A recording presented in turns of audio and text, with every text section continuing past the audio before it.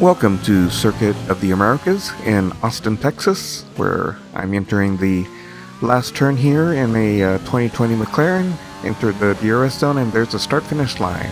See what kind of time I get.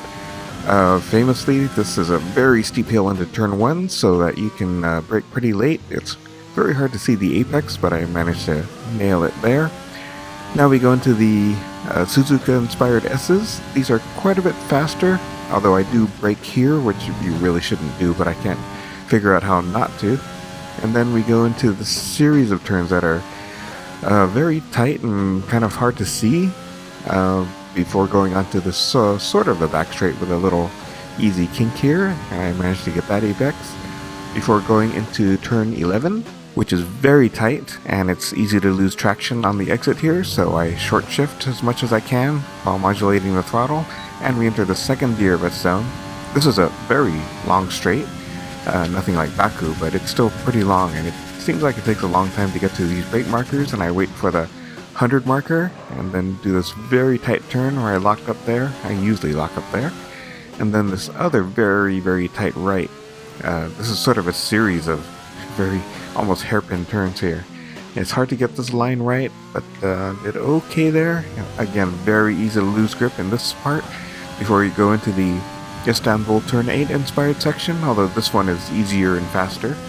And then this very tight turn going on to the next turn, which is the last turn, which is very, very slow. I'm going to say apex a little bit into the DRS zone, and I have a 135.491. This means I would have qualified in this field. In fact, I would have qualified 12th, just ahead of Sebastian Vettel and just behind Esteban Ocon. So there is something very strange going on because I am very uncomfortable with this track. And you can actually see me leaving time all over, time on the table all over this track.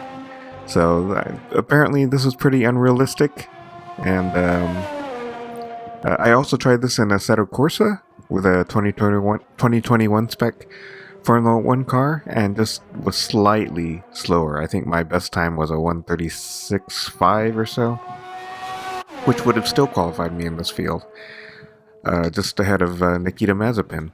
So, I don't know, it's kind of nice to have finally qualified instead of being like 5 to 10 seconds behind, but it's a very strange one since I've never felt comfortable on this track.